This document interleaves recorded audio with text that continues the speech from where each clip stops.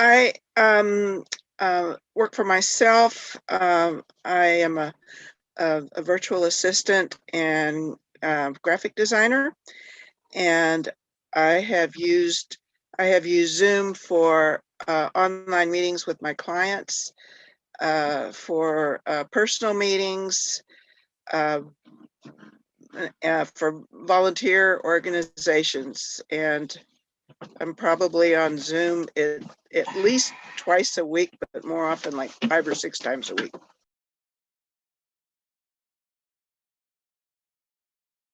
Screen sharing, the whiteboard, being able to turn the meeting over to someone else to host it if I was having problems or needed to leave the meeting. I have not used the breakout rooms or probably none of what would be considered advanced features.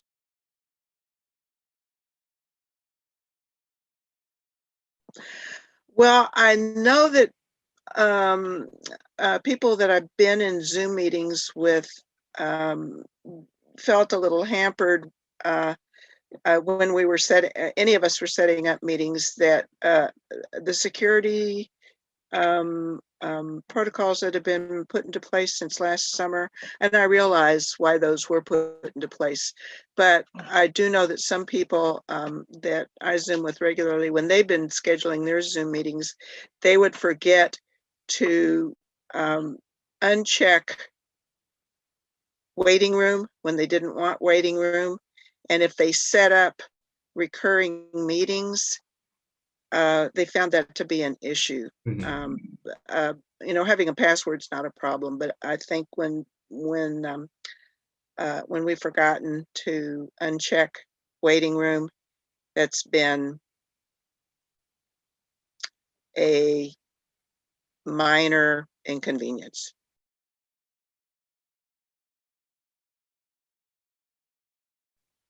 I have a friend. We use TeamViewer I do troubleshooting remotely on her computer occasionally, and we use TeamViewer. That works out pretty well with us. She doesn't like Zoom, so that's why we use TeamViewer. And then lately, one of my clients had an accreditation survey with an international corporation, and they operated that through Microsoft Teams. I did not like it at all. My client and I had a hard time navigating to the meetings when they were online. It was just it wasn't an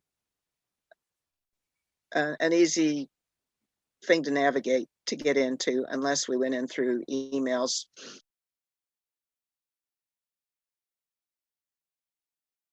I'd probably put it on an 8. I use it exclusively when I need to meet with people, unless they have a preference to use something else. And I know this isn't this is not caused by Zoom, but I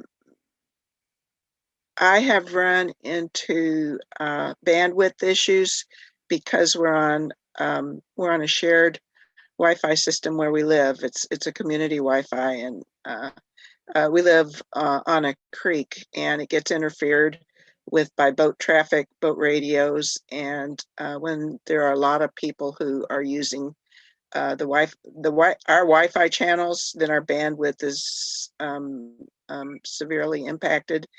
And this seems to be true for other people who have been in the meetings as well, is that when that bandwidth is compromised, things slow down or disappear. And what seems to help is to turn off the video function, or just go into mute, and then it gets better. But that's not your issue. That's an issue with bandwidth. So